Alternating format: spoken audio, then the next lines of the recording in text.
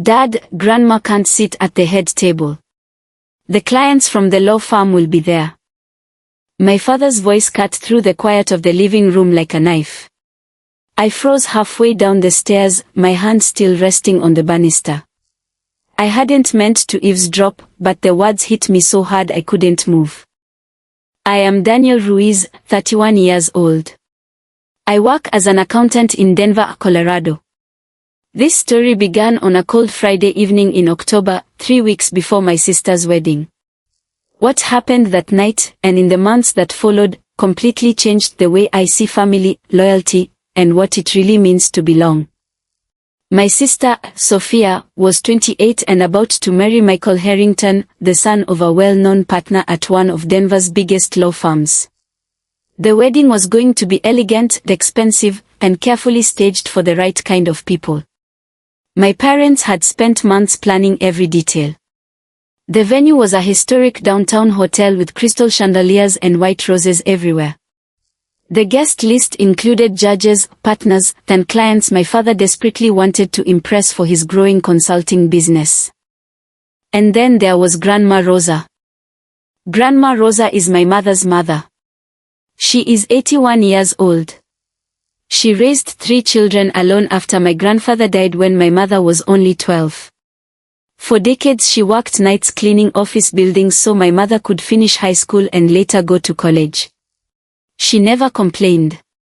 She never asked for praise. She simply showed up day after day, year after year. She still lives in the same small 2-bedroom house in a quiet neighborhood on the west side of Denver. The house is old but clean. The kitchen always smells faintly of cinnamon and coffee. She still wears simple dresses and keeps her gray hair in a neat bun. Her English is good, but she still has a soft Spanish accent that comes out more when she is tired or emotional. To me, that accent is the sound of home. To my parents, it had become a problem. That night I stood on the stairs and listened as my father continued.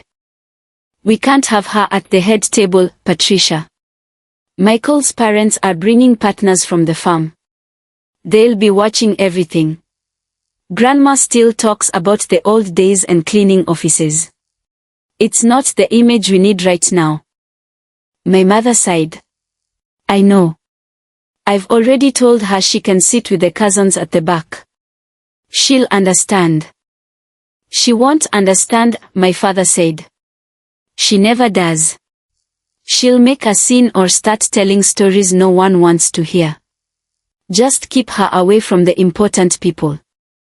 I walked into the room. You're talking about Grandma like she's an embarrassment. Both of them turned. My father's face hardened. This is not your business, Daniel. It is my business. She's your mother, Mom. She's the reason you even finished school. My mother looked away.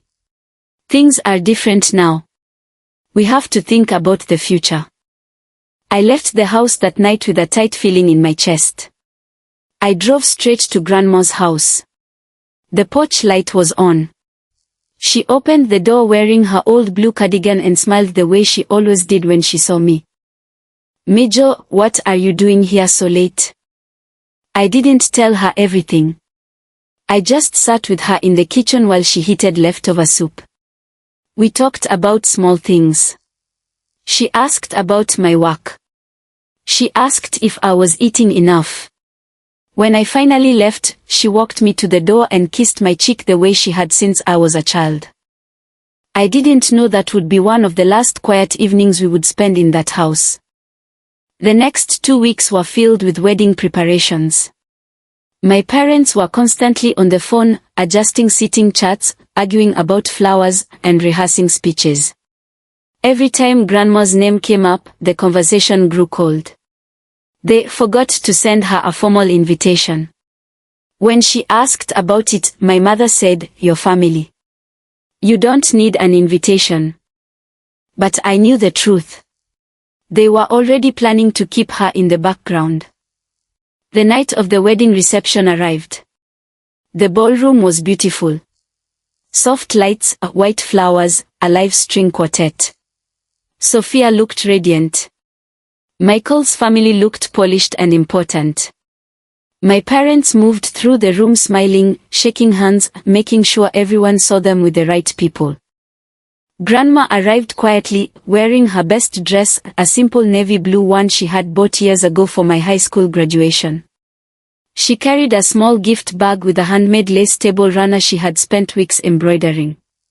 My mother took the bag from her without much comment and guided her toward a table near the back of the room, far from the head table where the Harringtons and the partners sat. I watched Grandma sit down alone for several minutes before a few distant cousins joined her. She smiled politely, but her eyes kept drifting toward the front of the room where her own daughter and granddaughter were laughing and taking photos without her. Halfway through the dinner, my father stood to give a toast. He spoke about family, about legacy, about building something lasting. He thanked the Harringtons for welcoming Sophia into their world. He never mentioned Grandma Rosa once. I couldn't stay silent any longer. After the speeches, I walked over to my parents. She should be at the family table, I said quietly. My father leaned in. Not tonight, Daniel. Don't make a scene. I'm not making a scene. You're the ones making a scene by treating her like she doesn't belong. My mother touched my arm. Please. Just for tonight. We'll make it up to her later. But later never came. I drove Grandma home that night. She was quiet in the passenger seat. When we reached her house, she simply said, "Thank you for bringing me, Mijo. Go back to the party. Your sister needs you there." I almost argued. Instead, I walked her to the door, hugged her tightly, and watched her go inside alone. 2 weeks later, everything changed. I stopped by Grandma's house after work on a Tuesday. The porch light was off. The curtains were closed. Her old car was gone from the driveway. I used the spare key she had given me years ago and stepped inside. The house was almost empty. The sofa was gone. The kitchen table was gone. The photographs that had covered the walls for decades were missing. Only a few cardboard boxes remained in the corner, and on the kitchen counter sat a single envelope with my name on it. My hands shook as I opened it. Dear Daniel, by the time you read this, I will already be settled in my new home at Sunrise Meadows Senior Community. I have sold the house and most of what was inside. After many quiet nights thinking, I decided it was time.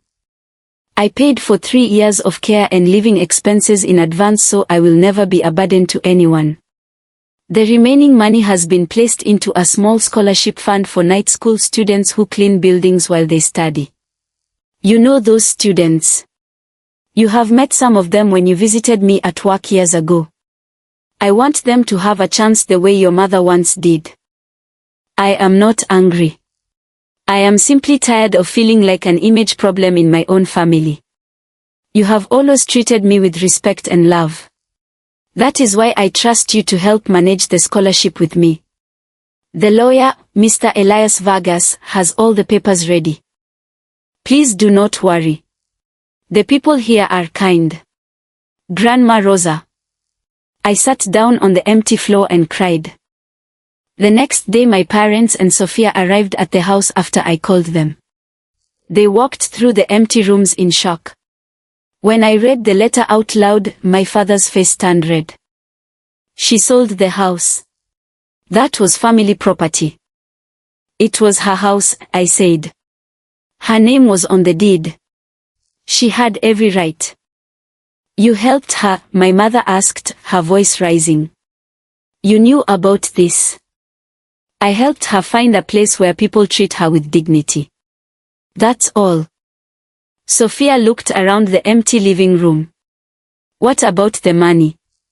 That could have helped with the down payment on our first house. I stared at my sister. Is that really the first thing you think about? They left angry. The next morning they contacted the lawyer. Mr. Vargas was calm and clear. Everything Grandma had done was legal. The house had been hers alone. The scholarship was set up through a legitimate non-profit. If they continued to harass her, he would seek a restraining order. For the first time in years, my parents had no power over the situation. I visited Grandma the following afternoon. Sunrise Meadows was bright and welcoming. The gardens were carefully kept. Residents sat outside talking and laughing. When the receptionist heard Grandma's name, she smiled. Miss Rosa. She's in the community kitchen. She's been teaching cooking classes. Everyone loves her. I found her standing at a large table, showing 3 other women how to fold dough for empanadas. She looked up, saw me, and her whole face lit up the way it used to when I was a little boy coming home from school. Daniel. She hugged me tightly. Then she introduced me to her new friends. One of them, a woman named Helen, said, "Your grandmother has the best stories. And the best hands for making dough. We are lucky she chose this place." We sat together later in the small garden behind her room. She told me about the staff who remembered how she liked her coffee. She told me about the weekly movie nights and the gardening group. She told me that for the first time in a long time, no one sighed when she started talking about the past. "They ask questions," she said softly. "They want to know. That is a gift." In the months that followed, the scholarship fund began to grow. We helped several night school students buy books and pay for exam fees. Grandma insisted on meeting every recipient. She would sit with them, listen to their stories, then tell them they were not invisible. My parents' life began to shift. My father's biggest client contract fell through. The carefully built image started to crack under financial pressure. Sophia's marriage faced its own difficulties. Michael's family turned out to be more focused on status than on supporting a young couple through hard times. After a year, Sophia moved back home for a while.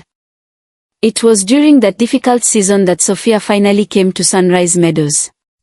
She brought a container of homemade empanadas, the same recipe Grandma had taught her years earlier.